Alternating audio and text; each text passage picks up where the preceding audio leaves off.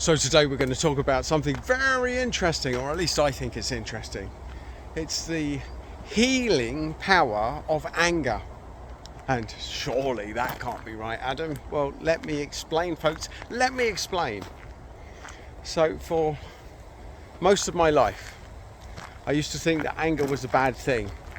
In fact, as a nurse for the 13 years I spent there, I was so good at diffusing angry people that they used to find me on other wards and bring me to wards I wasn't even working on because I was so good at diffusing angry situations of patients or relatives that were losing the plot in various parts of the hospital. And I was pretty good at it. And I thought there's no need for anger. I would find spiritual resolutions in things where I got screwed over. No, there's a spiritual reason for this. I would let things go. I was a master at it. I was very zen in my nature and I would hardly ever get angry. People used to comment on this quite a lot.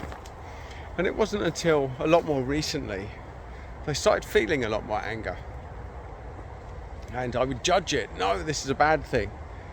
But anger is a fuel for you. If you had a car and an empty engine and no petrol in it and you couldn't drive the car, well, you go nowhere.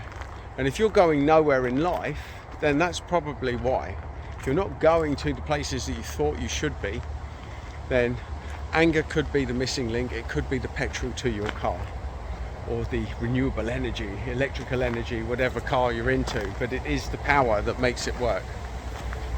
And anger is not a bad thing. It's just there to show you that there's parts of your life that you need to draw boundaries around. Could be bad behavior from other people in your friends or family circle. It could be situations which don't feel right, where people are taking the piss out of you. Anger is the fuel that gets you to grow and evolve and to stand up for yourself, to stand up for your rights and to say no. And saying no for an empath is one of the advanced things in life, because we're there, healers tend to drop everything and help other people, when in actual fact saying no is a good thing. And anger is the motivation that gets you there.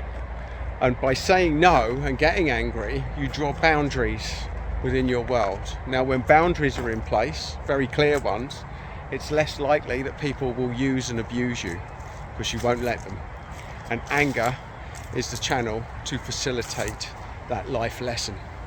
So folks, anger can be a good thing when you understand what its meaning is and you put the boundaries in place to make sure that it happens less in your life. So there's no such thing as a good or bad emotion.